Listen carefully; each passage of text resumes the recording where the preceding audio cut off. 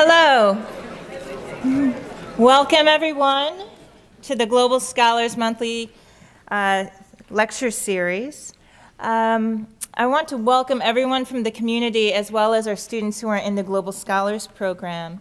For those of you who are from the community, I want to welcome you and explain a little bit about what Global Scholars Program is. We call it GSP for short. And that to explain that it's a part of our curriculum, so there's going to be an attendance sheet circulating. If you are not a student, that's okay. You don't have to sign it, and we won't mark you absent. If you are a student, please make sure you sign it and keep the clipboard moving back and forth along the rows. What the Global Scholars Program is a University of Michigan interdisciplinary living learning community that's located in North Quad and brings together international and U.S. students to engage in social justice education on a global level. The monthly lecture series is a feature of GSP that invites scholars to present on topics that engage with global issues of social justice to move our students forward in their programmatic learning goals. So what are these goals, you might ask? In Global Scholars, we use an interdisciplinary liberal arts education approach to produce students who can work effectively in diverse groups, who will be prepared for jobs that may not exist now, and can engage with global problems that we have not encountered yet. It is because of these goals that we are covering the topic of the Arab Spring this month in GSP. Looking back, I was thinking to when I was an undergraduate student, majoring in psychology and entering data for hours on end in my lab. I could not have imagined anything like what began last December in Tunisia and then spread passionately through areas of the world and became known as the Arab Spring. Because I could not have imagined anything like that when I was an undergraduate student, I wanted to bring that topic to our students because it has a global impact, and what I want you as Global Scholars students to be aware of is that it has implications for our world now, and it's a reminder that we cannot always predict what's going to happen in our world. I think it's also a good example of what can happen when people as a collective, passionately determine what is unacceptable for their society, and then to go through a rebuilding process of determining what is ideal and what is acceptable for a society. It's also a reminder about the connection of what is global and local, because it was last year when one of our own students and Global Scholars, Sharif Musa, who could not be here today because he has a class and he is a devoted student and would not skip class, living on the 4th floor of North Quad, got the news that his father, Ibrahim Sharif al-Sayed, had been disappeared in Bahrain for his leadership in the National Democratic Action Society. So for several months in GSP, we were following international news for word about Sharif's father's status. We heard occasional sightings through social media networks while Sharif was participating in GSP and sitting through his final exams. Now we sit here in Raqqa. Sharif's father is in jail and is appealing a 5-year sentence. And I want to clarify this. His sentence is not because of violent crimes. It's not because of human rights violations. It's because he made a public call for dialogue between people and their government. So it's because of these local and global connections that the Global Scholars Program exists. It's up to you as students to use the empathy and the interpersonal relationships that you develop during your time here to go forth into a world that is constantly changing and full of unknowns. It is up to you to educate yourselves on world events that may not seem of immediate relevance to you. So it's my hope that today you leave today's presentation with a lot more knowledge than you had before about the Arab Spring. An experience with a highly respected scholar and a very devoted educator, and a fire to push yourselves to be lifelong learners beyond your time here at University of Michigan. So it's one of our lifelong learners, Bobby Polson Hauser, who we've asked to present today's speaker. Bobby?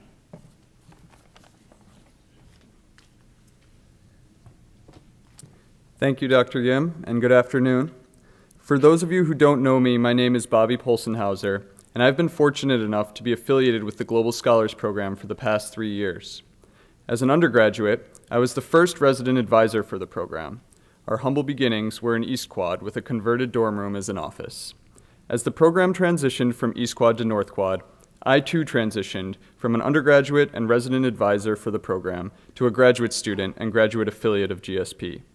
It was because of this transition that I first encountered Professor Juan Cole.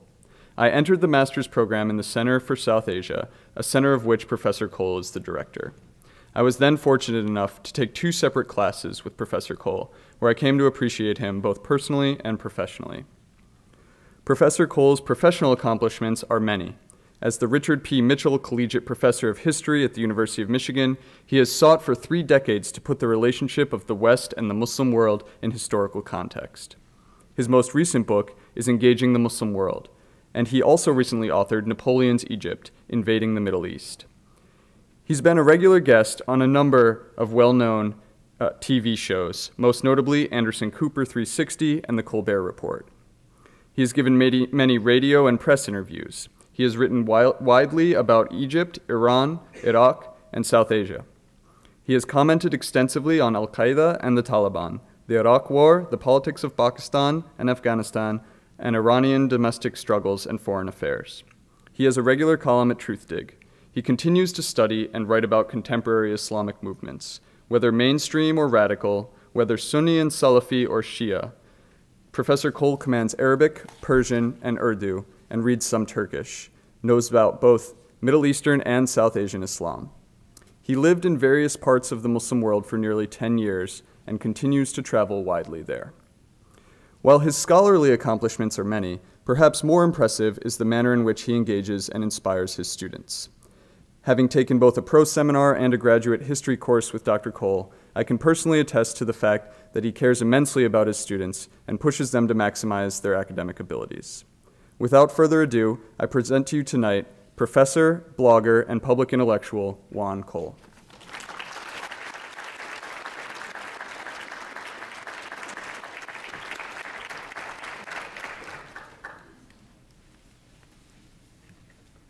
Well, thank you. Thank you so much, Bobby, for that warm introduction. I appreciate it. Thank you all for coming out. You know, I'm in the International Institute, which is on Southview, so I don't get this far north all that often.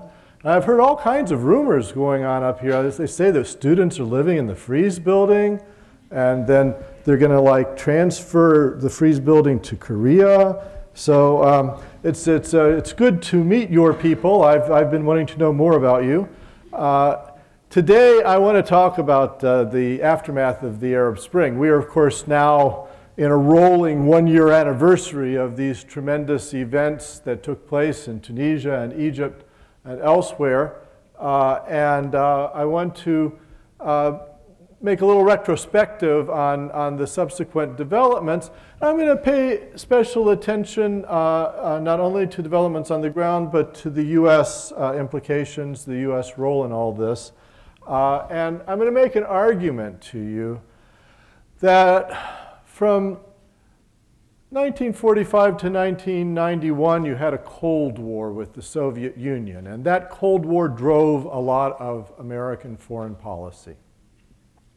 And it also helped to determine the degree of intervention in the affairs of European, Afro-Asian, and Latin American nations, depending upon sphere of influence politics. If Hungary was in the Soviet sphere of influence and they had a revolt in 1956, all the United States could do would be to watch kind of helplessly. Maybe there were some covert things you could try to do. But Hungary was in the Soviet sphere of influence, and so the U.S. couldn't get too deeply involved. The same thing in Czechoslovakia, in Prague in 1968. Well, in 1991, the Soviet Union collapsed. And for a long period after that, the United States was the sole superpower. The U.S. suddenly had the ability to do pretty much anything it wanted in the world. It had a big military establishment. It had a big foreign policy establishment. It was recognized. The French called it a hyperpower. It was not a compliment. And so the Russian Federation supported Serbia in the late 1990s. Well, the US intervened on the side of the Bosnians and made it stick. And then in 2003, for reasons that we historians will argue about for a long time and which are not entirely clear, George W. Bush woke up in the morning and decided to invade and occupy Iraq. And he could do that if he wanted to, because he was the president of a hyperpower. And China, Russia, they might have kind of grumbled, but there was no opposition to that. And Bush did this despite not having a United Nations Security Council resolution authorizing an invasion of Iraq, because, you know, in the post-World War II period, in the Charter of the United Nations, the world community attempted to make a rule that there are only two grounds for going to war. One is if you're attacked by somebody, you can defend yourself. That's obvious. The other is if for any reason the United Nations Security Council sees a government as a threat to world order, it could authorize the nations of the world to do something about that. And the reason for these two criteria being put forward for warfare in international law was to avoid another situation where Hitler invades Poland, where Hitler just decides, you know, Germany is crowded and he needs more room. So Poland was it. And Bush overturned that post-World War II principle in the United Nations because he invaded and occupied Iraq without a UN Security Council resolution and in the absence of a direct, immediate attack on the United States by Iraq. Well, I'm arguing to you that the Arab Spring and the events around it may well mark yet another turning point, like 45, like 91, in which the United States is no longer a hyperpower. Still very powerful, but is no longer a hyperpower. And part of the reason for that is Iraq didn't go very well, and so nobody would like to repeat that. But part of it is also that the US can't just do whatever it wants anymore. The Russians and the Chinese are starting to take an active role in declaring spheres of influence and blocking the US at the United Nations. And they just did that last week, last Saturday, with regard to Syria. The US wanted a much stronger resolution on Syria. It wanted to call for Syrian President Bashar al-Assad to step down. And the Russians and the Chinese said, no, can't do that. And so I see these events as signaling a new relationship, not only of the Arab world to the rest of the world and to the United States, but of the United States to the world. Well, you're studying the Arab Spring, so you know that these events were kicked off quite unpredictably in Tunisia. You know,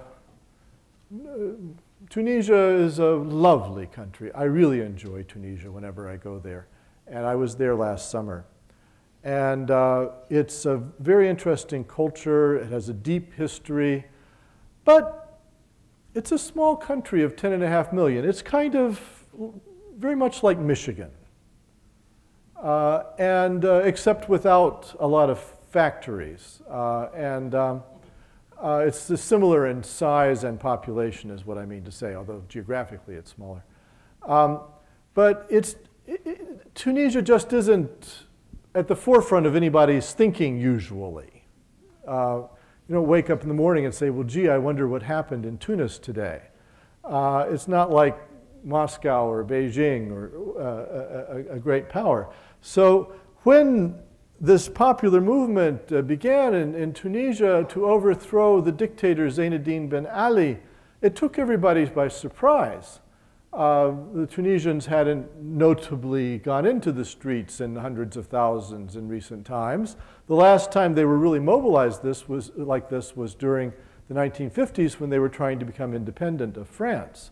And since they gained their independence, there had been relative calm in the country. But Tunisia had come to be ruled by a cartel, a family cartel. The US Embassy estimated in 2006, according to the WikiLeaks, that 50% of the economic elite of Tunisia was related to the president.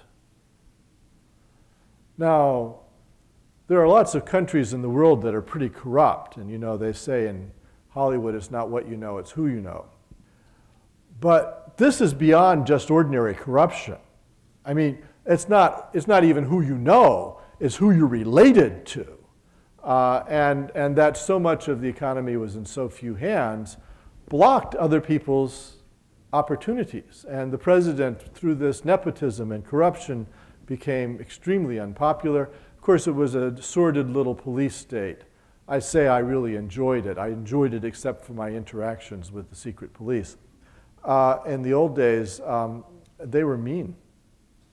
And people minded, you know, they would arrest people in the middle of the night and they would torture them, and the whole society was very regimented.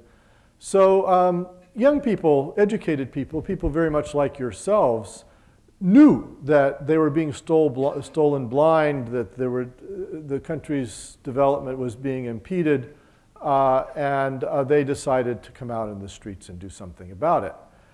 And what they really did was to blackmail the rest of the Tunisian elite, because Tunisia depended on tourism, it depended on light industries, it depended on services. And if you have several 100,000 people in your capital every day, it rather impedes all those things. Like, it's a harder sell for the tourism agent, the travel agent in Lyon in France. You have this sort of middle-class French couple and they're looking for a nice beach. And if you propose Tunisia when there are 300,000 people in the streets of the capital angrily chanting, you know, they might start asking, yes, well, what is Goa like this time of year? So the tourism rather fell off and the country was paralyzed. And the rest of the elite was given a choice, because the demonstrators were very single-minded. They said, we want the president gone, because they knew the president was like a log jam. You know, if you got rid of him, then the stream could flow again. Then his relatives would be gone. And since it was such a narrow elite, if you could just like dynamite that one point, then the whole thing would open up. This is what they thought. So the rest of the elite, the army chief of staff and the big businessmen and the party members, basically had a choice. They could go on having all this trouble every day, or they could put the president on a helicopter. So after a while, they revved up the helicopter. And that Tunisia succeeded was an enormous revelation to the rest of the Arab world, and especially to youth activists, leftists, Muslim activists. It could be done. Nobody thought it could be done. They thought they were just like stuck with these guys. And not only them, but there was some prospect they would put their eldest son on the throne. I studied with Saad-eddin Ibrahim, a great Egyptian sociologist, and he spent 3 years in jail for simply pointing out that the Arabs had invented a new form of government. He said, you know, there's monarchy and there's republicanism, but the Arabs now have monarpublicanism. They had republics, no royal dynasty, but then the president is making sure that his son succeeds him. So what is that? It's a dynastic principle of sorts. So it happened in Syria. Bashar al-Assad is the son of Hafez al-Assad, who had been the dictator from 1970 to 2000. And there was every prospect that Hosni Mubarak's son Gamal would take over after him. Ali Abdullah Saleh in Yemen was priming his son to become the ruler after him. So not only were these ruling families like cartels, and they were embezzling from people, and they were stealing from people, and they were oppressing people, but then there was every prospect you'd have to go on living with them in the next generation. And some of you may have heard me tell this joke before, but it's so illustrative of the despair that people felt that Hosni Mubarak, they say, the dictator in Egypt, came to power in 1981. And he had been an Air Force general and became the vice president. So when Anwar al-Sadat was assassinated, he succeeded. And so, you know, as we come into 2010, 2011, he's in his 80s, he's been there forever. So his advisors come to him and they say, Mr. President, you've been ruling since 1981, you're now in your 80s. Isn't it time for you to say goodbye to the Egyptian people? So Mubarak's face turns white and he's astonished. His eyes get big, his eyebrows shoot up. He can't believe what he's hearing. He said, why? Where are they going? I told this joke to some congressmen a few years ago, and they didn't laugh. They just nodded. They said, yes, he's an incumbent.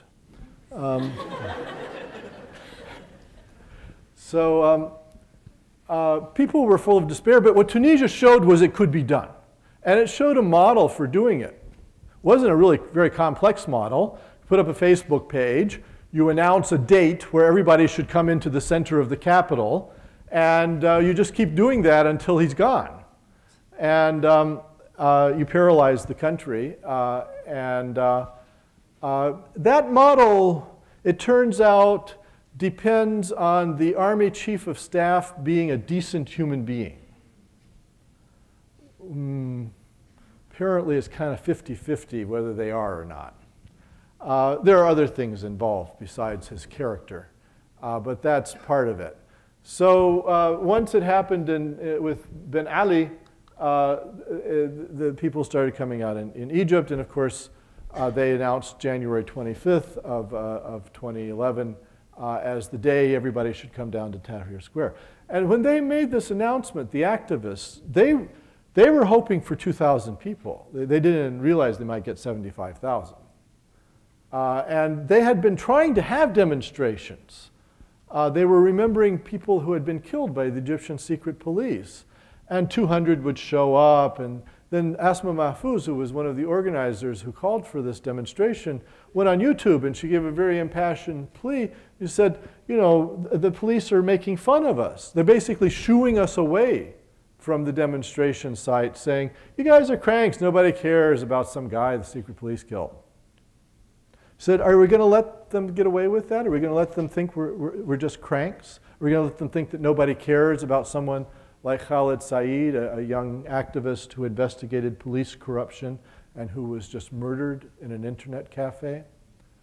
And so that went viral, and the Facebook page went viral, and then word of mouth spread, and the labor union supported it and went on strike, and you had 75,000 people in Tahrir Square. And it kept on going day after day until ultimately Mubarak had to step down.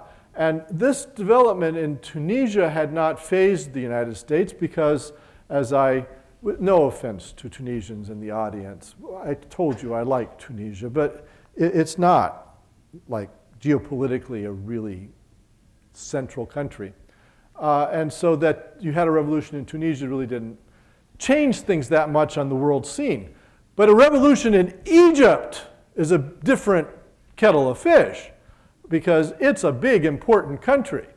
The largest and best equipped Arab army, a country of 81 million. Actually, they add like 1 million every 8 months, so maybe it's 83 by now.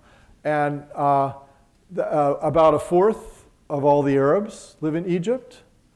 An ally, designated by the president as a non-NATO ally of the United States, a collaborator in the war on terror against Muslim radicalism, has a peace treaty with Israel, which has ensured no wars between Israel and Egypt. The last one was in 1973. So if Egypt changes, a lot could change. And so initially, the Obama administration wasn't that enthusiastic about change in Egypt. So Hillary Clinton came out and said she was sure that the regime was stable. And then Joe Biden went on PBS last year this time, and they asked him about Egypt, and he said, well, I wouldn't be fair to call Mubarak a dictator.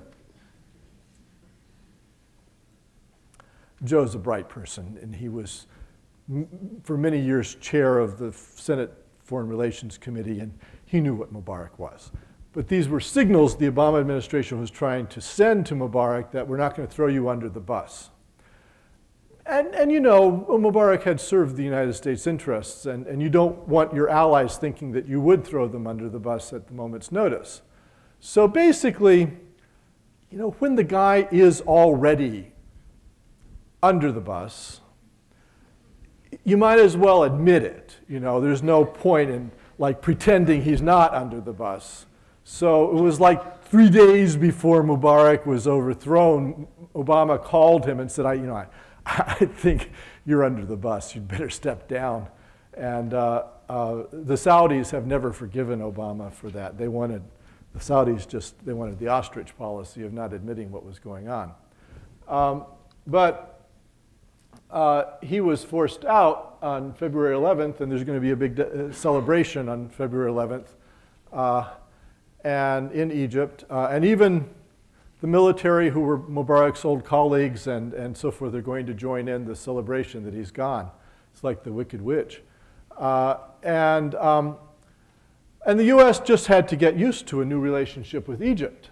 What happens in the aftermath in Egypt, first of all, it's not a revolution in the French sense of things really being changed dramatically. Although, to be fair, you know, the king wasn't gone in 1789, and it was only in the early 1990s that they cut off the head of the king. So there are 3 years there of some continuity. So there's the same thing in Egypt that, you know, just because the president is gone and some of his cronies and his sons are in jail. You know, I told you they put my professor, Saadettin Ibrahim, in prison for complaining that Gamal Mubarak was going to succeed his father. So Gamal Mubarak is in the same cell that Saadettin Ibrahim was in for 3 years. So that changed. But there's still a lot of people who got wealthy off the old system who continue to be powerful and wealthy. And they didn't, in Egypt, unlike in Tunisia, they didn't ban anybody from public life. So in Tunisia, if you were a high member of the old one-party state, after the fall of Ben Ali, you couldn't run for office. You were banned from politics for X number of years. And about 14,000 people in Tunisia were banned because people were afraid that they'd find some way to get back in power. They knew how to work the levers of power, and they had become wealthy under the old system. But in Egypt, nobody was banned. So members of the old party could run for parliament. They had parliamentary elections last fall. Nobody voted for them, but they could run. So in Egypt, then, in the aftermath of the overthrow of Mubarak, a three-way struggle developed between, on the one hand, the military, which remains in power. It's a military government. The military came to power in a coup in 1952. And they're still in power. And then the military had come to cohabit with a civilian apparatus. You know, there's a Ministry of Health, there's a Minister of Health, he's a civilian, he's not a military guy. The people in the Ministry of Health are civilians. There is a civilian government, and then there's a civilian elected parliament. In the old days, the parliament was just a debating society. It was dominated, it was kind of like, you know, old-time Chicago politics where, you know, it's very democratic, the dead can vote, the party machine always wins, you know, they're very helpful, they bring already filled out ballots to the polling station. So that old parliament was always dominated by, surprise, the ruling party, and it didn't have a lot of power. But it existed. You know, people had elections and they ran for office and there were campaign slogans, and you know, it was just controlled. It was, sometimes opposition party members were allowed to win. Not very many of them, but sometimes they were. So you never knew. So there was always an impetus to try to get in, try to shape legislation and so forth. Well, now Parliament is starting to make, having been elected through a relatively transparent process last fall, Parliament is starting to make demands. And there's a big struggle in Egypt. Should the military step down now, or should it wait till June? Just yesterday, Prime Minister Ganzouri, who had been prime minister under Mubarak and was brought back by the military. Does that sound like a revolution to you? Came out and said, well, the military is not stepping down until June. Get used to it. Get over yourselves. Revolution, smevolution. So the young people, the activists, many of them pro-labor, left of center, some of them call themselves GASP socialists, they, you know, are demanding the military step down immediately. And then the Muslim Brotherhood, the Muslim party, came out on top in the elections and dominates parliament. It turns out Egypt is kind of like Bavaria. You know, in German politics, Bavaria is known, which is a Catholic region and very socially conservative. The Christian Democrats always win. They are Christian Democrats. So there's a religious element in the party. In the same way in Egypt, the Muslim Brotherhood has won the parliamentary elections.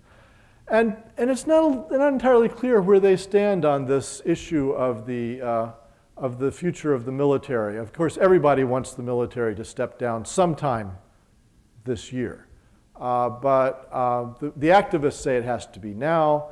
And the Muslim Brotherhood may go along to get along because they now are in power in parliament, so they might benefit from the military gradually going out. Well, these two big revolutions or changes at the top at least in Tunisia and Egypt rather attracted the attention of the rest of the Arab world. And there were some other countries where people decided that they really needed their ruler to go. In most instances, interestingly enough, the big trouble happened in republics. It's not entirely clear why this should have been. But in Jordan, for instance, to my knowledge, almost nobody came out into the streets in Amman in Jordan and demanded that King Abdullah II be gone. They said, King Abdullah II, you know, he doesn't know how bad his prime minister is. They demanded the prime minister be gone. And it turns out that that's all right. You know, I think Abdullah has now fired 2 prime ministers. He's on his 3rd in the past year. So if you want the prime minister gone, okay, you can have that, as long as you don't bring up anything about the king being gone. And they haven't for the most part. The same thing in Morocco. There have been some demonstrations. The king, you know, they had elections. They have a parliament in Morocco. But it doesn't really matter that much that they have elections in the parliament because the king appoints whoever he wants as prime minister. You know, in Westminster systems, typically there are elections for parliament, and then there's a party that gets a majority or puts together a majority coalition, and then they have a vote in parliament, and they make the representative of the majority of parliament is the prime minister. He's the first minister, but he comes out of parliament. But they didn't do things like that in Morocco. You had parties in parliament, and maybe there was a majority party or there was a coalition, but they didn't get to choose the prime minister. The king chose the prime minister. So when there were several thousand people in the streets in some cities in Morocco last year this time, the king said, okay, I'll From now on, I promise I'll appoint the prime minister from the majority party in parliament. So it doesn't sound like much of a change, but it's maybe a little bit more popular sovereignty, a little bit more democratic. But he got away with this. I mean, there hasn't been any more really big trouble in Morocco after that.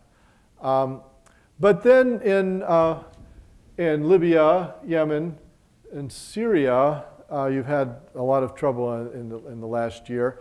And Bahrain is the only monarchy that comes into this list as having seen really massive demonstrations. Libya was a surprise. I was surprised because it's an oil state. And typically, oil states are pretty good about bribing people. So, are you dissatisfied with your lives? Do you not have enough health care, education, sewage, the things that make life worthwhile? Well, here, have some more oil money. We've got a lot over here in this bank in England, and we were keeping it for ourselves, but if you feel that way about it, here, it's a little bit more for you. And this is what was done in Kuwait and Saudi Arabia. The government's just announced subsidies for everyone. So then suddenly somehow there weren't large crowds in the streets anymore. One of the advantages of these bribes is that, okay, so I got an extra few $1,000s in subsidies this year. If I then go out into the streets and make trouble, they could take the subsidies back away. Or I could succeed in making a revolution and new people could come to power. And how do I know that they're going to give me the subsidy? This would be a new group. It would have to be all renegotiated. So you'd have to be really dissatisfied with your subsidy to want to go on being a revolutionary. And as far as we can tell, subsidies were sufficient. Of course, there's also repression. Not only might you lose your subsidy, but also you might get thrown in jail and tortured. So being thrown in jail and tortured, getting thousands of dollars from the government, that was the choice. Most people chose the thousands of dollars from the government. I'm not blaming them. But in Libya, it wasn't the case. First of all, Muammar Gaddafi, how can I put this? Well, I just don't think he was all there. Unlike, the Saudi or the Kuwaiti royal families who are very savvy, whatever you think about their politics, they're very savvy people. They put together a subsidy program, lickety-split. Within a month, they had it all figured out how to distribute more money to people and so forth. I'm unaware that Gaddafi even offered. We think he had over $100 billion stashed away here and there. But he doesn't seem to have wanted to mobilize it to quieten down the crowds. So he, let us say, mishandled the situation when he started having large crowds and protesters come out. He had his tank corps roll up 30 tanks and fire in the middle of the crowds. This was instead of offering them a subsidy. It wasn't well received,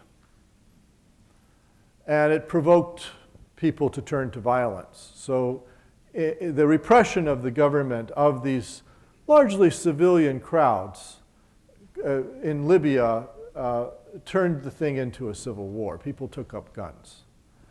Now, there's a narrative about a place like Libya or Syria that first you have armed groups which attack the government, and of course the government, what choice would it have but to put them down? The government's like Abraham Lincoln. It's facing a rebellion, a secession.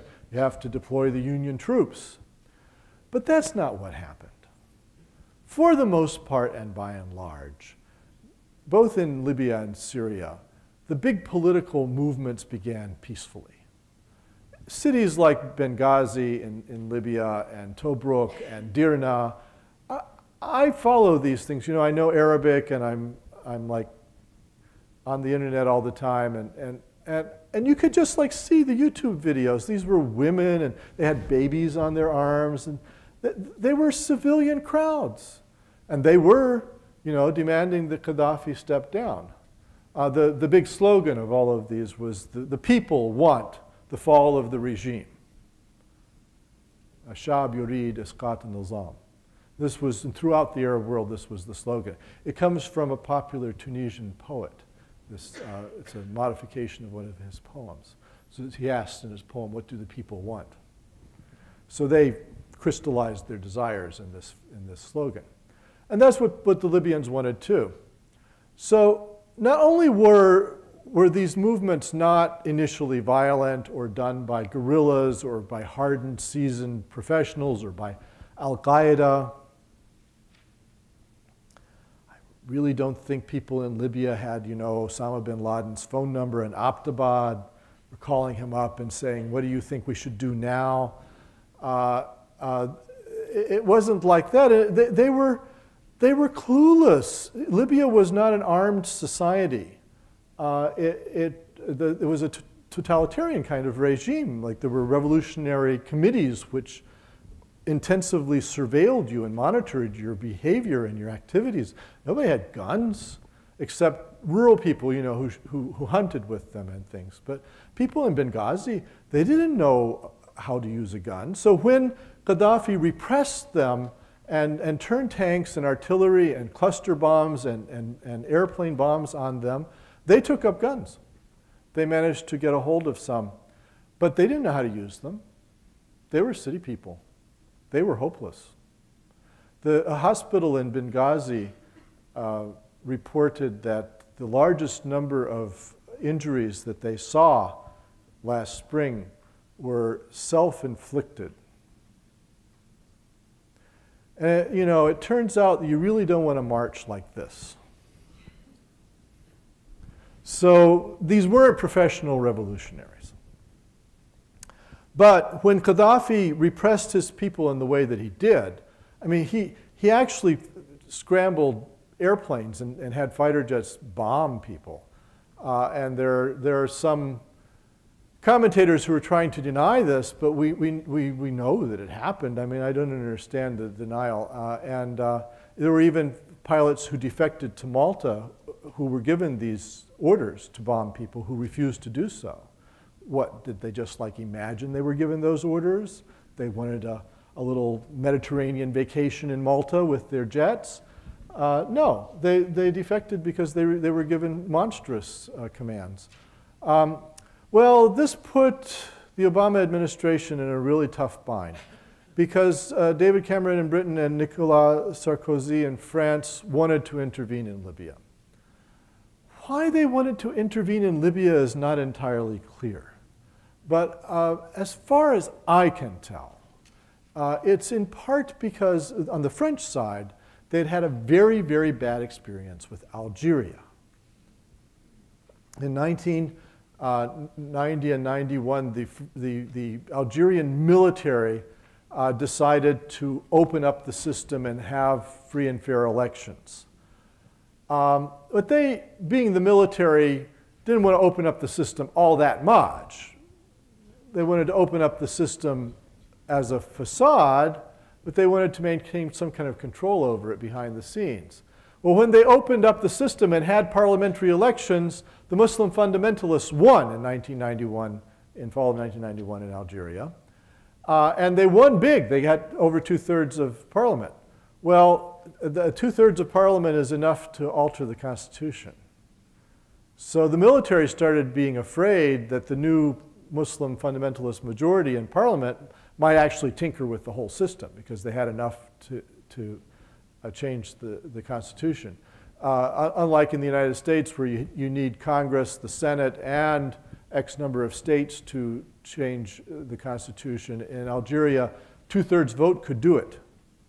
So the military became afraid, and so they canceled the results of the election. this was not well received among the Algerian people. And the ones who had supported the Muslim Fundamentalist Party became radicalized by this move to basically declare a new coup. And they took up arms, and it threw Algeria into 15 years of civil war, in which, you see estimates as high as 150, 180,000 dead. And this spilled over onto France, as you can imagine, and it turned into bombings in Paris and a plot to drive a plane into the Eiffel Tower. So I think the French were desperately afraid that if you let Gaddafi repress his people in this way, it would turn Libya into a new Algeria, there would be a civil war, and the repressed Libyans would then turn to Al-Qaeda, and that's going to spill over onto Europe. Because Libya is very close to Europe, and there are a lot of Libyan guest workers in Europe, and then Libya is an oil state. So it has a lot of resources which could have an impact on Europe. So I think that Sarkozy wanted to intervene, and partly for that reason. I think it was influential with David Cameron in Britain as well. But I have a friend who's pretty well connected with the British security establishment, and he says that, the conservatives had gotten in Britain after a long period in the wilderness when Labour was in, New Labour was in, and that they were concerned to show that they had an international moral conscience, that they just couldn't be having a massacre of a whole population on their watch in the greater Mediterranean region, which is a British sphere of influence, and that they felt that they had to intervene. It was kind of, they wanted to outdo Blair as moral actors. I find this really hard to believe, but this is what he said. In any case, whyever they did it, a cynical French friend of mine explained it more simply. He said, Libya was Viagra for aging empires. Cameron and Sarkozy came to Obama and said, we want to go in. And in the meantime, the Arab League, which is the 22 nations of the Arab world, including for reasons that are completely obscure, Somalia, which isn't notably an Arab country. But anyway, it's the 22 nations of the Arab world, including Somalia. They all hated Gaddafi, and they wanted him gone. And I think some of them, like Tunisia and Egypt, now had revolutions and sympathized with the protesters. Others of them, like Morocco, Sudan, Saudi Arabia. There's a long list of people who had been stabbed in the back by Gaddafi, basically. So they voted to go to the UN and ask the international community to do something about the massacre that was going on by government troops in Libya. And the UN Security Council then voted a no-fly zone over Libya. And Susan Rice, who's the US ambassador to the UN, says that she was very clear with her Russian and Chinese colleagues as to what would likely happen if you did that, because the order was to protect the population from the government. And if the government didn't cease killing its population, then what could you do to protect the population? You'd have to remove that government. She says she was very upfront about this. And the Chinese and the Russians at that time decided to abstain. So you had the resolution, and then everybody came to Obama and said, we're going to go in. You've got to help us go in. And Obama doesn't want to do it, from everything we can tell. He said to have said, ew, that sounds like a turd sandwich. Why doesn't Obama want him to go into Libya? First of all, Obama came to power arguing that the US had gone into Arab countries too much and that we should be getting back out and establishing a new kind of relationship with them. So he doesn't want yet another US war in an Arab country. And then we now know he was about to take out bin Laden. So he wouldn't have wanted anything going on that would take the patina off of this achievement. So he's kind of dragged kicking and screaming into this thing. And basically his response is to join in, but to do so as little as possible. So yes, the US took out the anti-aircraft batteries in Libya, because if you want a no-fly zone, you have to make sure that Gaddafi can't shoot down your planes. The British and the French aren't nearly as advanced and smart weaponry as the United States. You give me a coordinate, and the U.S. can paint a laser on that coordinate and take it out. It requires some people on the ground to do it properly. Or you can just program the coordinate into a Tomahawk missile. Smart munitions was very important to taking out Gaddafi's ability to respond to a no-fly zone. And you will note how many jets were lost? No jets were lost. So the U.S. did a good job militarily in that respect. And then, as the UN told Gaddafi, stop killing people. And Gaddafi lined up more tanks and killed more people. So he defied the UN Security Council, which, according to the United Nations Charter, allows him to be removed.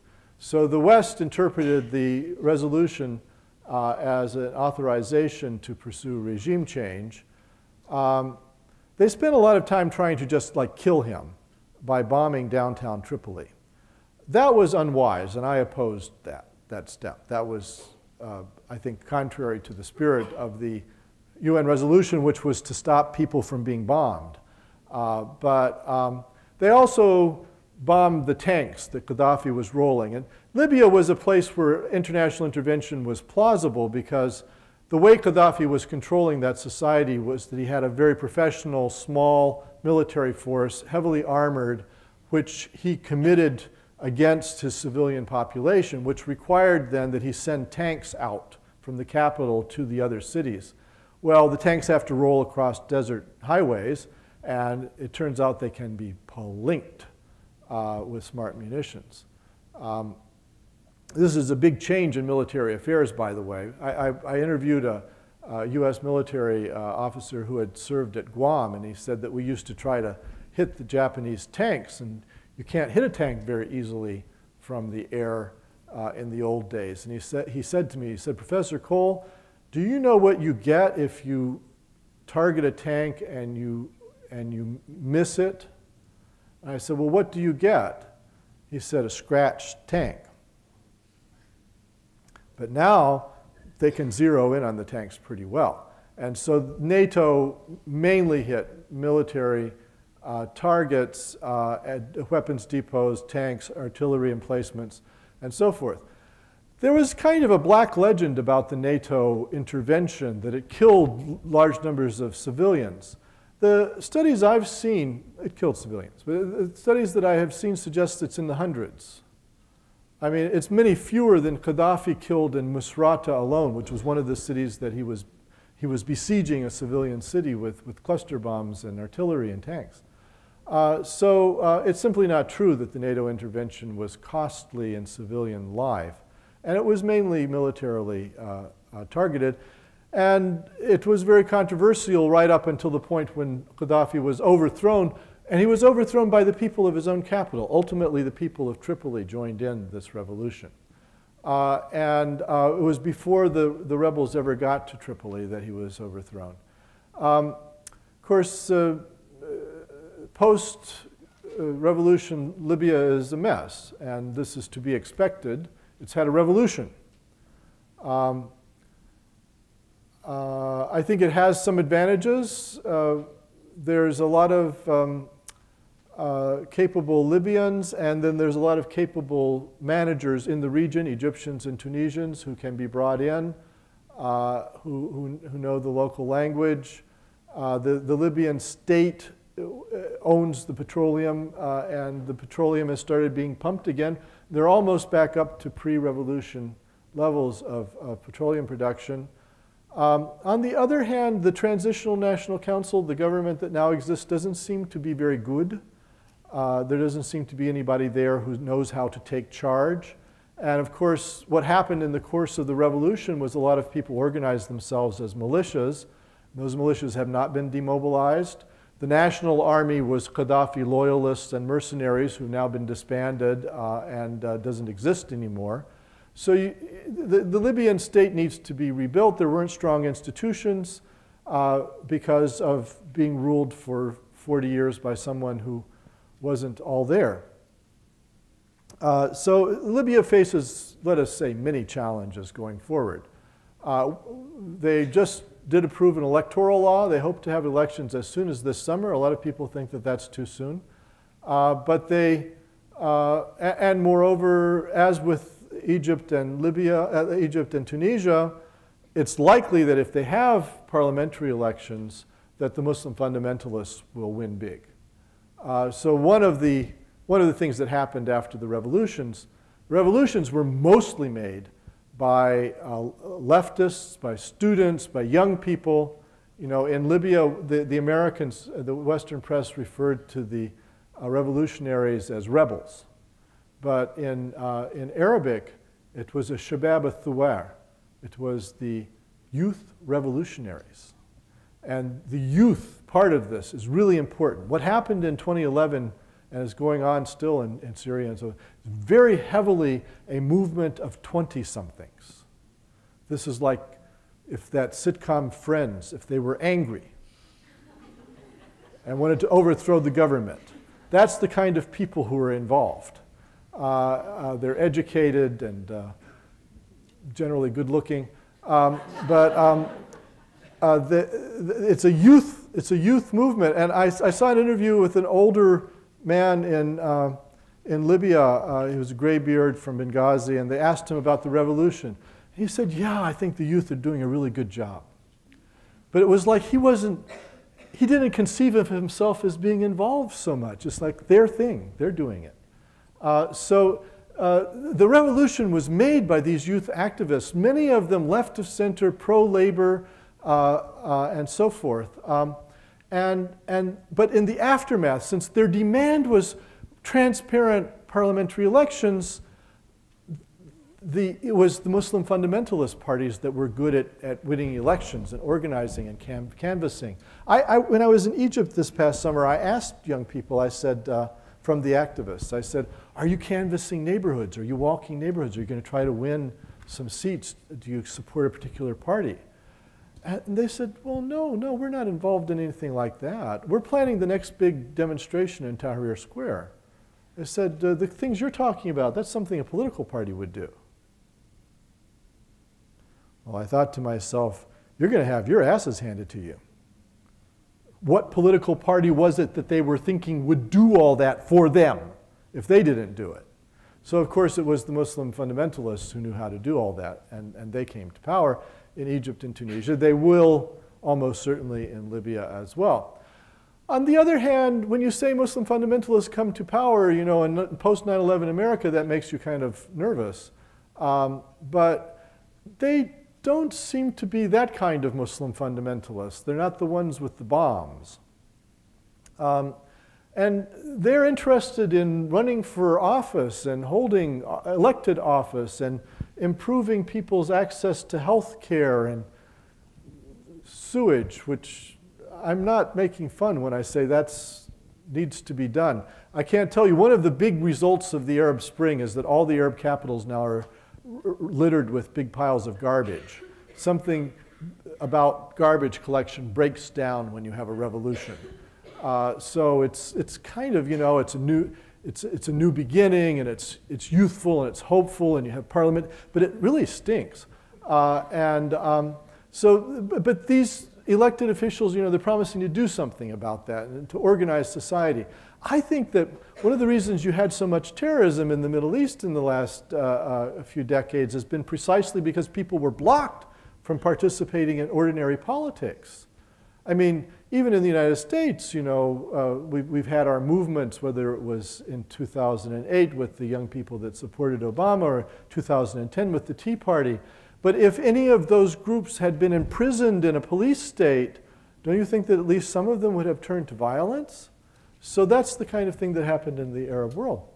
Well, I'm coming to the end of my time, so I should break for questions now. But just to say that in Yemen, the president, the demand that the president leave ultimately succeeded, but in a very odd way, because it was all in Yemen, it was about compromises and consensus. So ultimately what happened was the president was asked to leave by the people. He didn't leave. Then the president was blown up, and he went to Saudi Arabia to recuperate. And he's a tough old bird, and he recuperated. And he came back, and then gave that same speech he's been given since 1978. And people were very depressed as we're going to ever be able to get rid of this guy. And then the Gulf Cooperation Council, the wealthy oil states, presented a compromise plan. What they said is you take the cabinet and you give half of the cabinet positions to the opposition parties, and the other half the old ruling party can retain.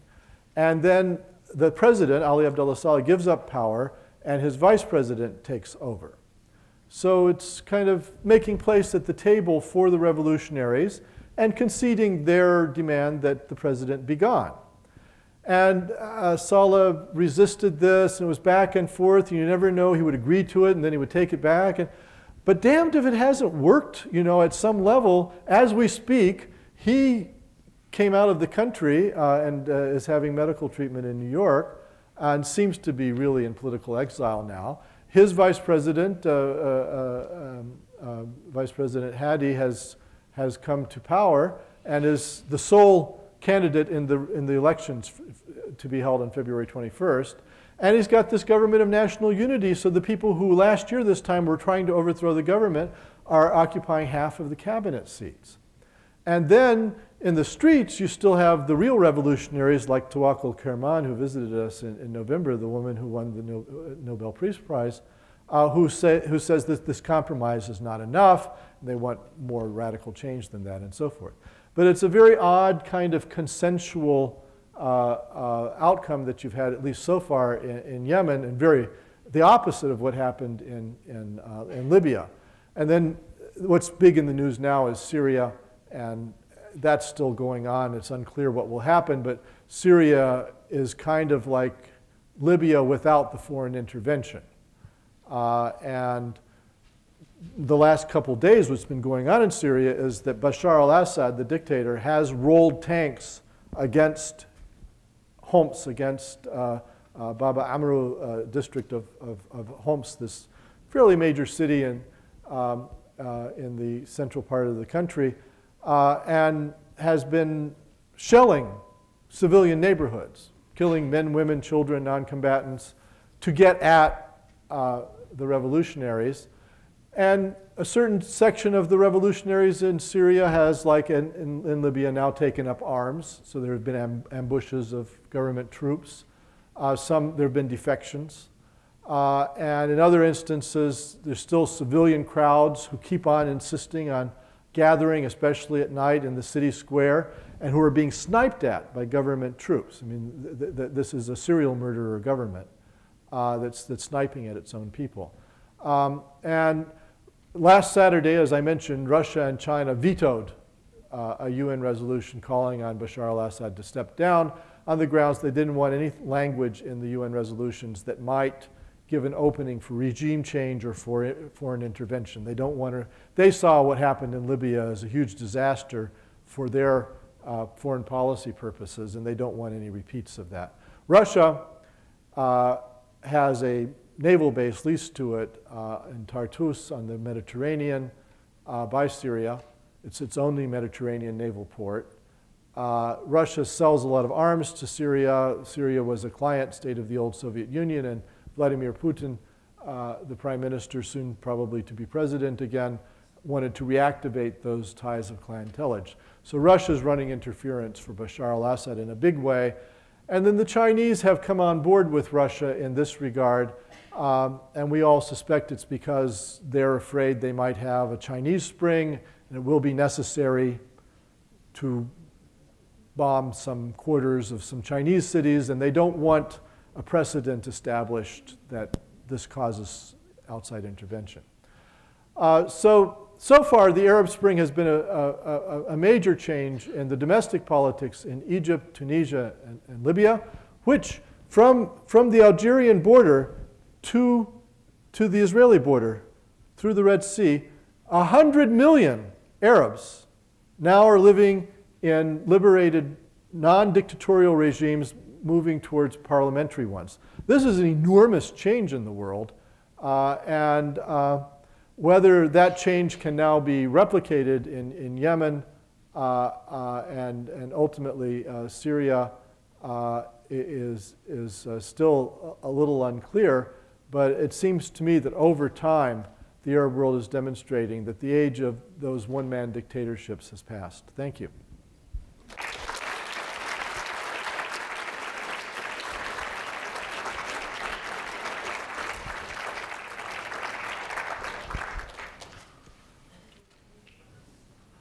I will take questions.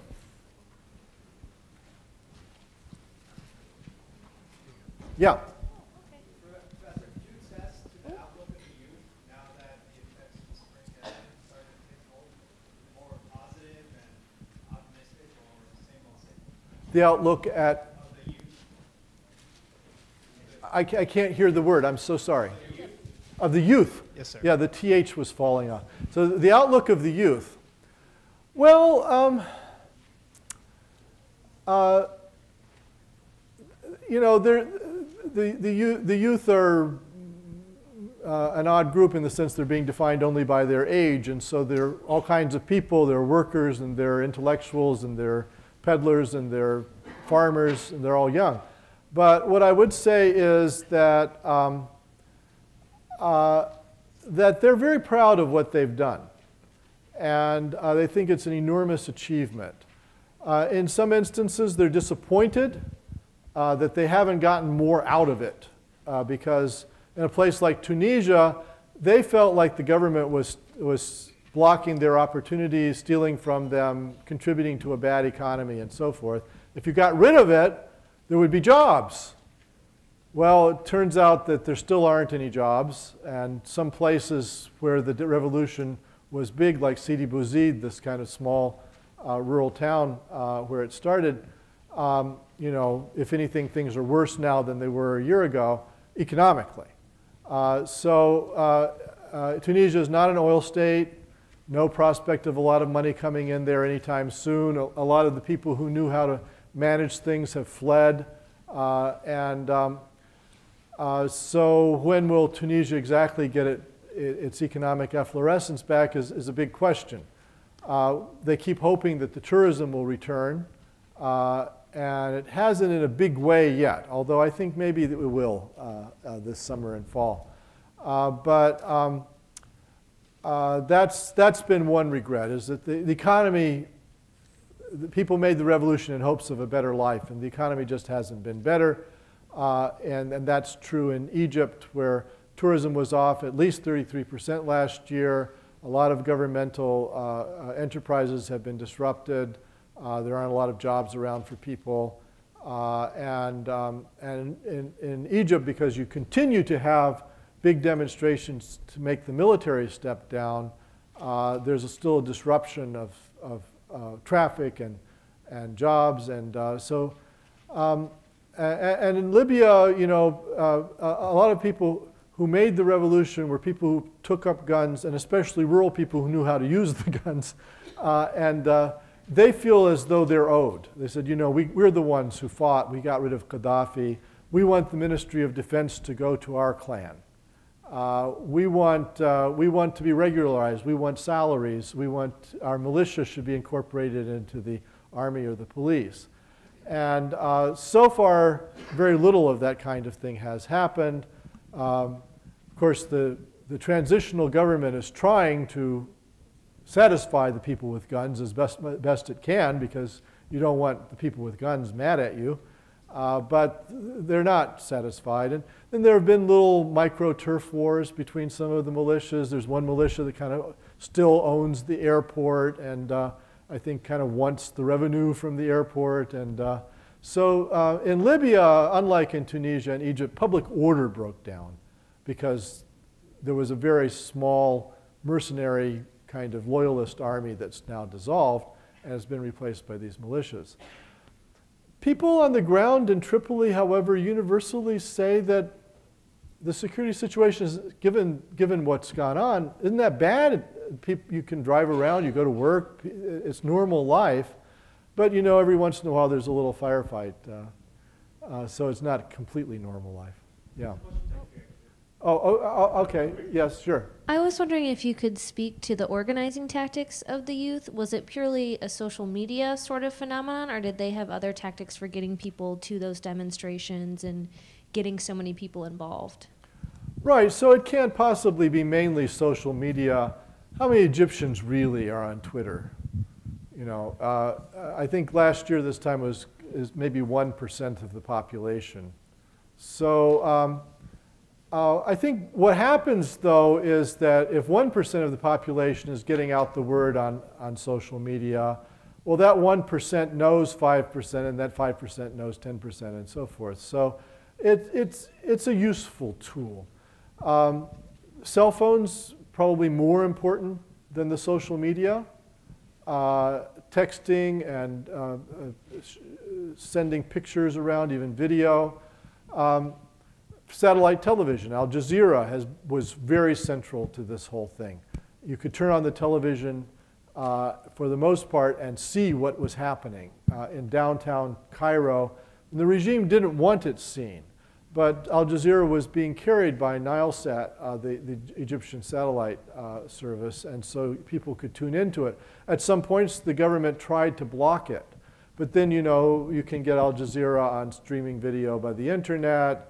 And then people who could get it could send the files around by email attachment and so forth. So it really wasn't very possible for the government to block this kind of thing. So I would say that probably the old media were more central to the revolutions than the new media.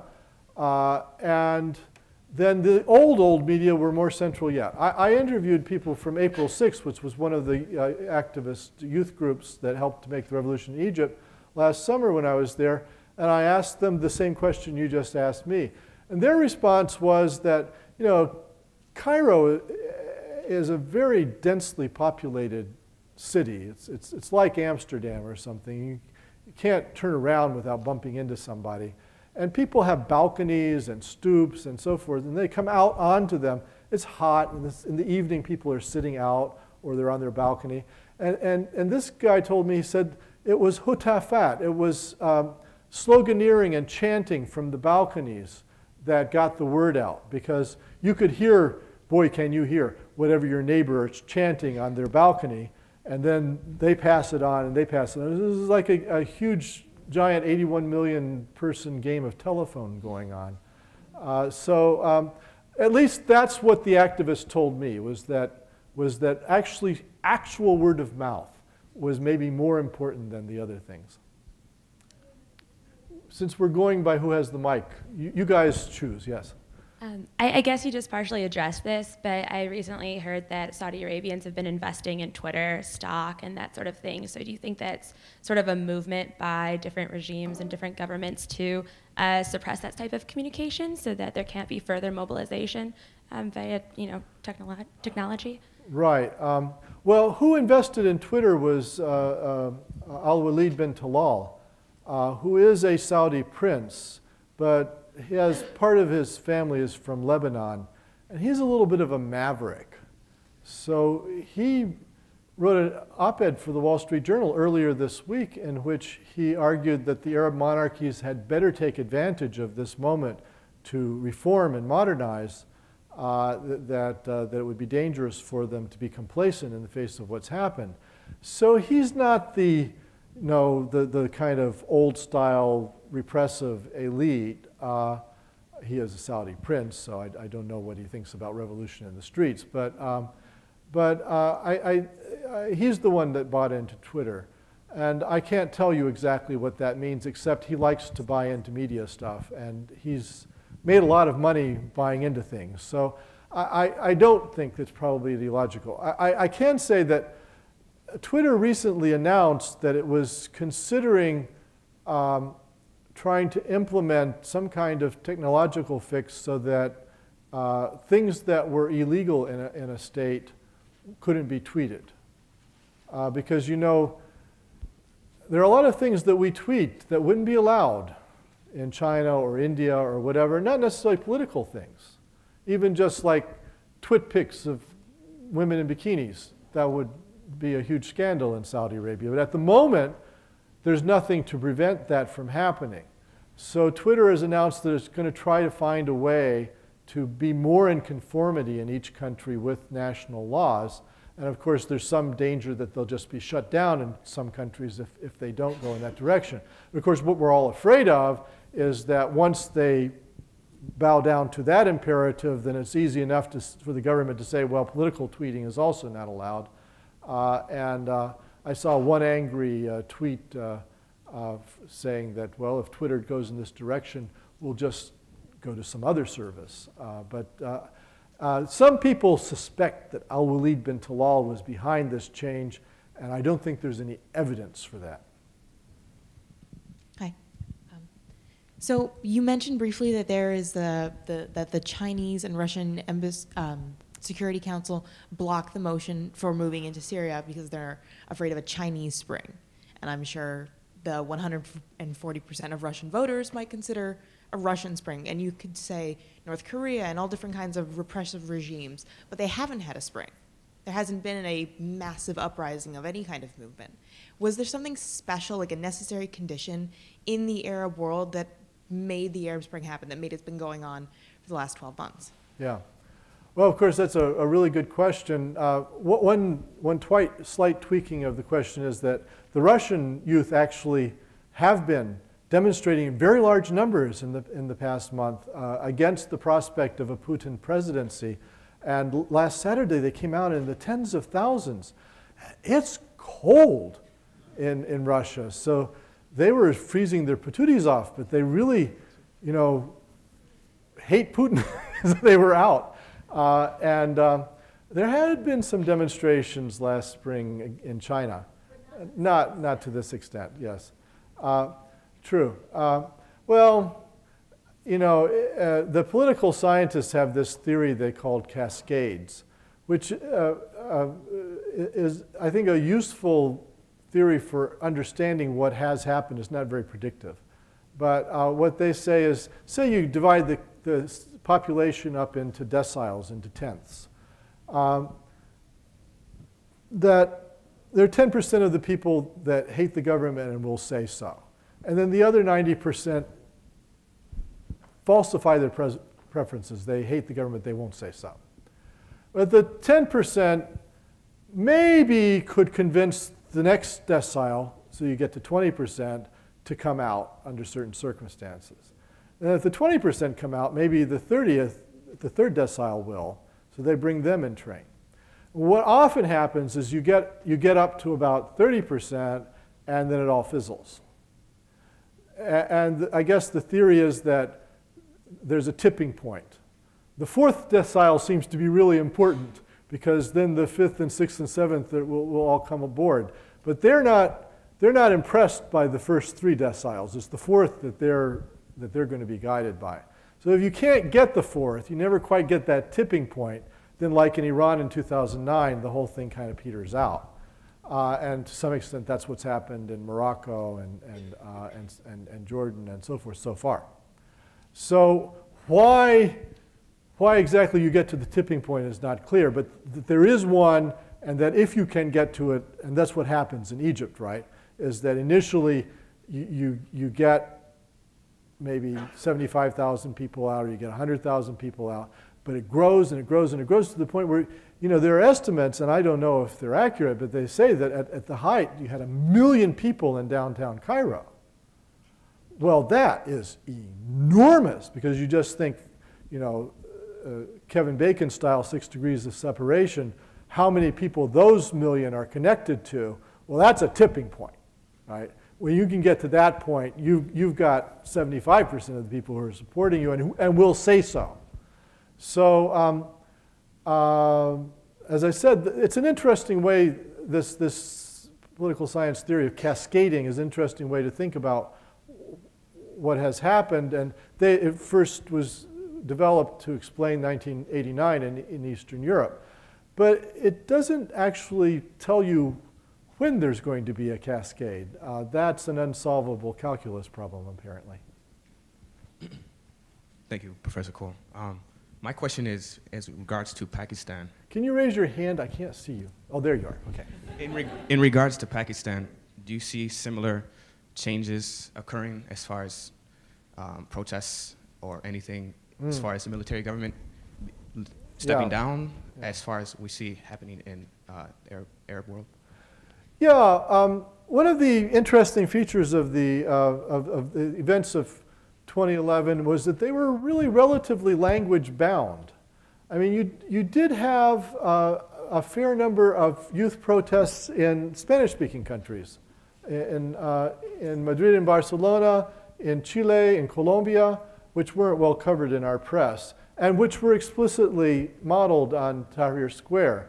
But aside from that, mostly it was the Arabs. And so even the other Muslim countries, Indonesia, Malaysia, Pakistan, and so forth, it doesn't seem to have been thought so relevant to them. Even Iran, you know, we kind of thought maybe it would restart things in Iran, but it didn't. There's something about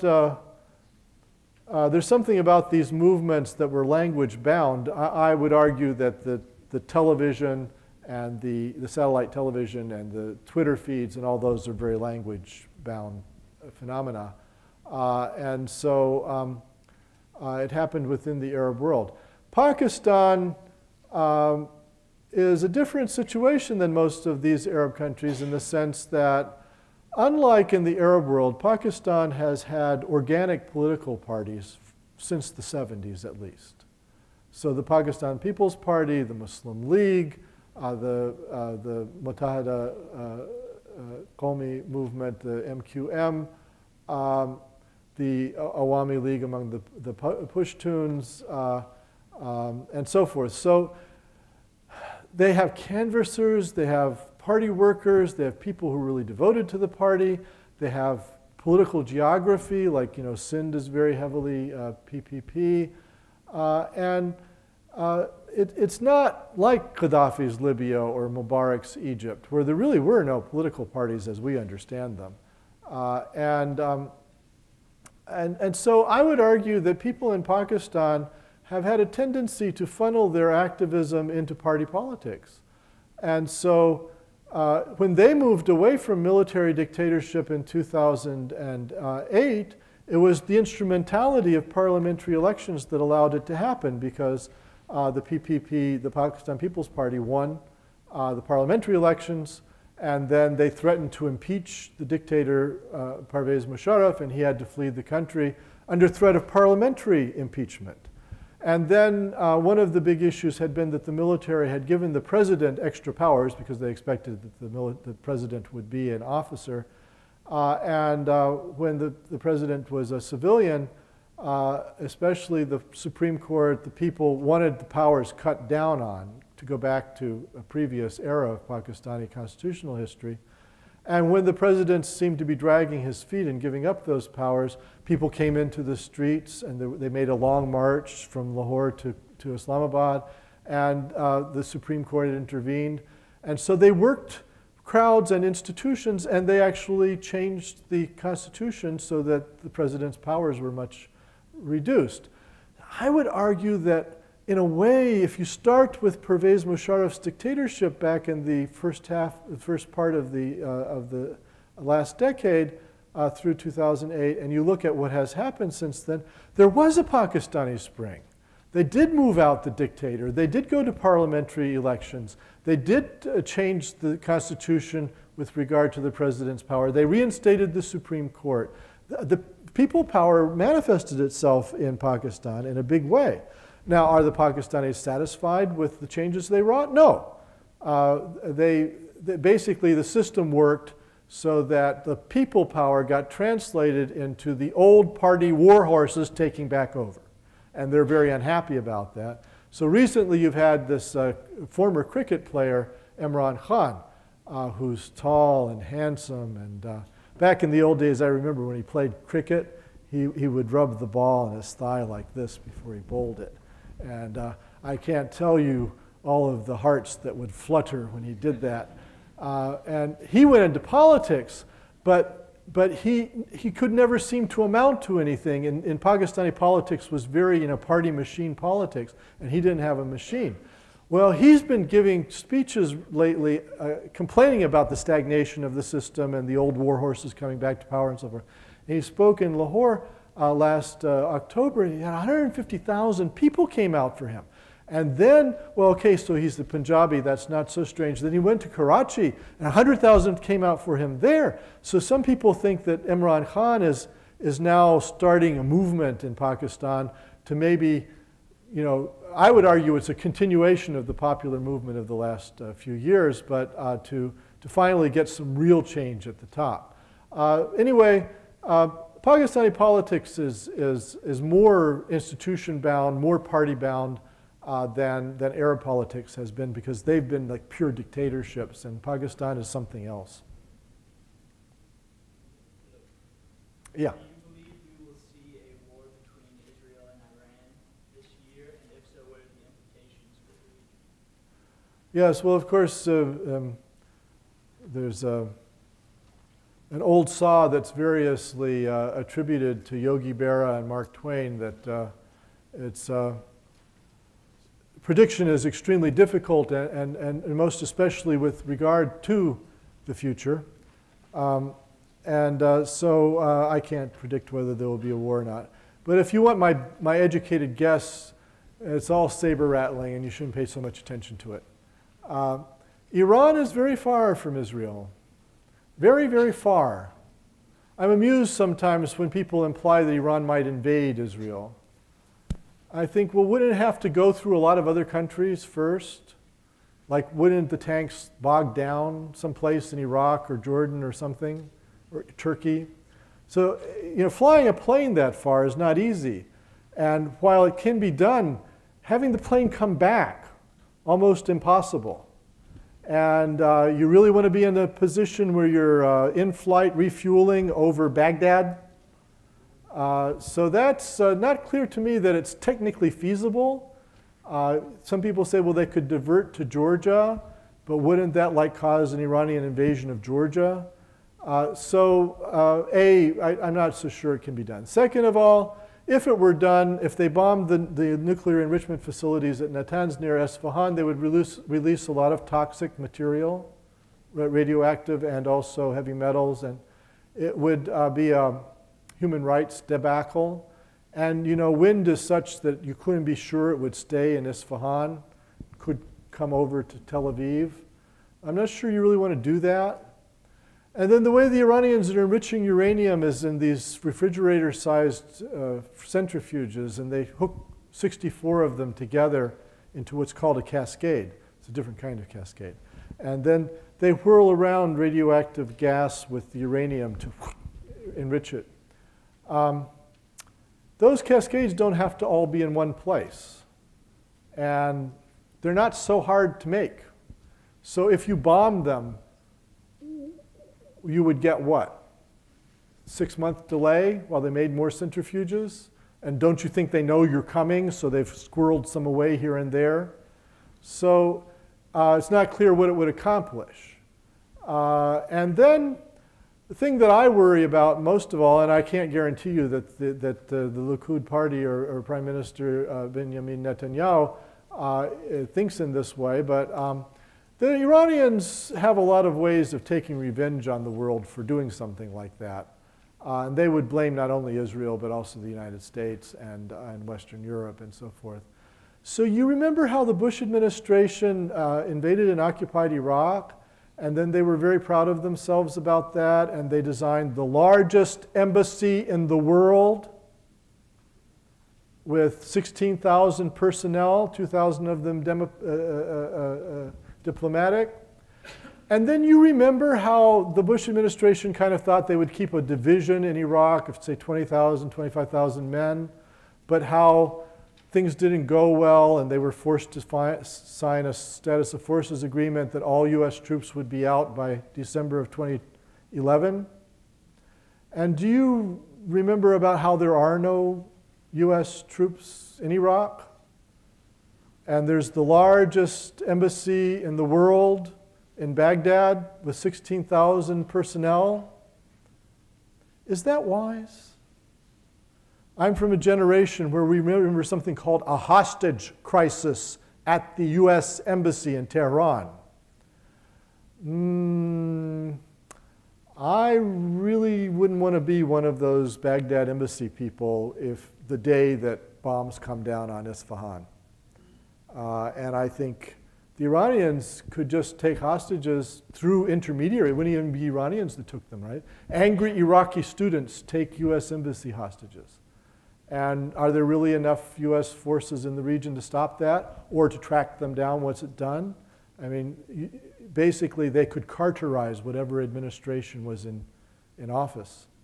So that's only one thing they could do. There's Afghanistan, there's the Gulf, so I don't think it's very feasible. B, it wouldn't produce any real results. And C, it would cause a lot of trouble. And therefore, my guess is that all of this is saber rattling and positioning and trying to convince the Iranians to stop what they're doing, which is, so far as we can tell, mainly enriching uranium for civilian purposes. There doesn't seem to be a provable weapons component to all of this. All right, I think we have time for one or two more questions. There's one up here. So, your slide on Libya ends with the phrase ultimate victory. And the story sort of continues right after the ultimate victory. And we hear reports of just like you said, the central government's incapability of controlling these militias, of refugee camps caught in the midst of violence, of ill treatment of dark-skinned Libyans or of migrant Africans. And so considering, well, you know, one wonders if the future is more Somalia and less Switzerland of Libya. But considering that the justification for going in or participating in the Libyan military action was humanitarian, if there are now humanitarian violations and a great deal of suffering due to instability, what sort of responsibility does the international community have to bring some degree of stability and for the media to focus on really human rights abuses if the reports are indeed accurate?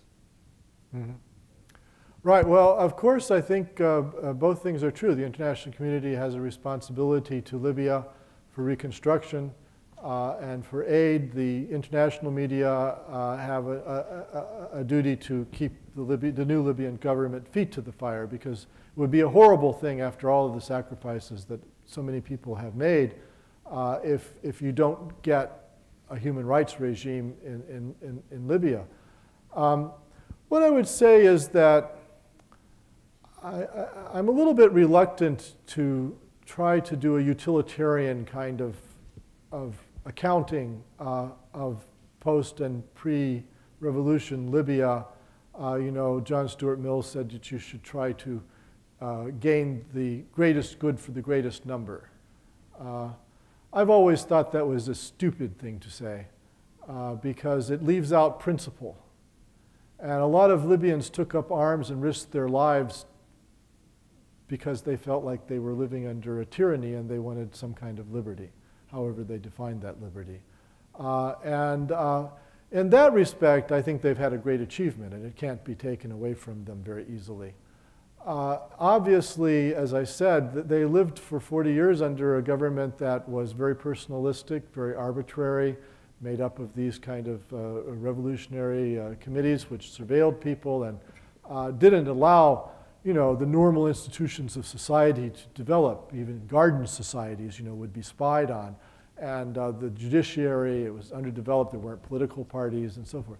So I think it's inevitable that there will be a very rough road ahead for the Libyans. And there will be all the kinds of things you're talking about, reprisals and militia firefights. And there's evidence emerging of detainees and torture. As you say, the small city of about 100,000 of Tuarega, which was especially populated by African Libyans or by immigrants from Africa, has been depopulated. I mean, people have just been chased out of their homes and they're in a refugee camp, which, however, is being guarded by a rival militia that doesn't like the Misratans at the moment. They're being protected by other Libyans. But that's horrible. That's a black mark on the new Libya. And really, the government should be pressured to do something about it and to ensure that people can return to their homes. Libya is not going to achieve anything by reprisals. And we've seen this in many revolutions, that the revolution eats its own children, or that people get so involved in feuds about the past that they can't build their future.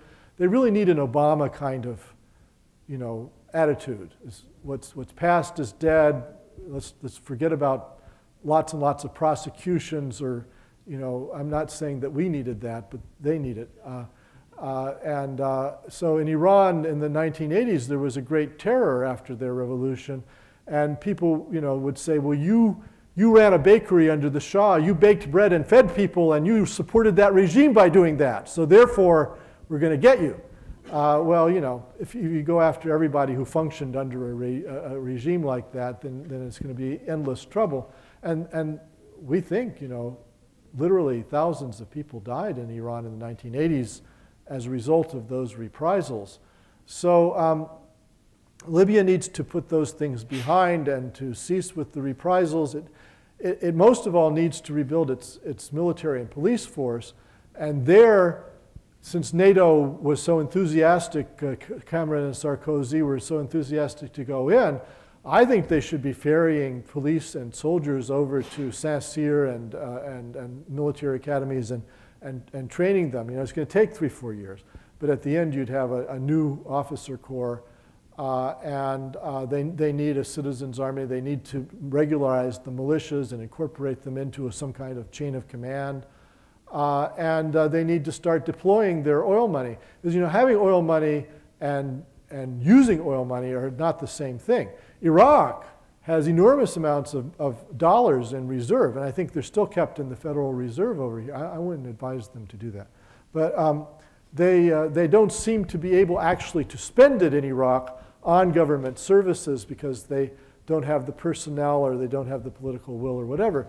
And so I wouldn't say that there's very much likelihood of Libya becoming a Somalia just because it's very resource rich. It'll be a different kind of society. But could it become an Iraq is the question. I don't think so. I mean, I think the social divisions in Iraq are so much more deep and historically driven. And in Libya, there aren't so many grievances among so many people as to have that kind of breakdown. But everybody's going to have to work together to try to get a better future for the Libyans, and I concur with the spirit of your question. Well, thank you so much for your time. We have, if you are not global scholars but interested in events like this, Diane, who is here with a clipboard and a white scarf and a black, wait, she has a sign-up sheet if you would like more information. Students, if you have your evaluation forms, please turn those in, and thank you so much, Dr. Cole. You're very welcome. Thank you. Thank you. Appreciate it. Thanks, Nat.